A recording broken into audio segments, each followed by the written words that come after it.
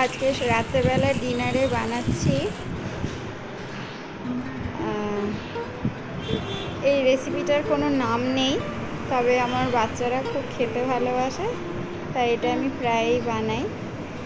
প্রথমে তেল গরম করে গরম তেলে কিছু গরম মশলা, জিরে ফোড়ন দিয়ে পেঁয়াজটাকে ভালো করে ভেজে নিলাম। এবার পেঁয়াজটা ভালো করে ভাজা হয়ে যাবার পর আদা রসুন বাটা দিয়ে কিছুক্ষণ কষিয়ে নিলাম। তারপরে কাঁচা লঙ্কা টমেটো বেটে সেটা কষিয়ে নিলাম। এটা দেখতে পাচ্ছ, এটা হচ্ছে মাংসটাকে মিক্সিতে বেটে একেবারে মিহি করে নিয়েছি। মশলাটা কষানো হয়ে এসেছে। এরপর মশলার সাথে ওই মিহি করে বাটা মাংসটা দিয়ে দিলাম। কিছুক্ষণ নাড়াচাড়া করতেই ওটা সেই ডিমের ভুজিয়া যেমন হয় সেরকম শুকনো শুকনো ভাজা ভাজা হয়ে এসেছে।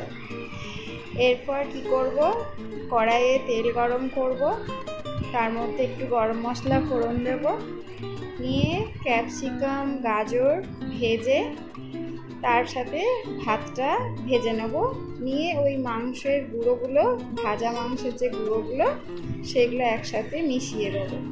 খেতে খুবই টেস্টি হয়, আমার বাচ্চারা খুব পছন্দ করে। Thank you for watching. কার কেমন লাগলো বলুন।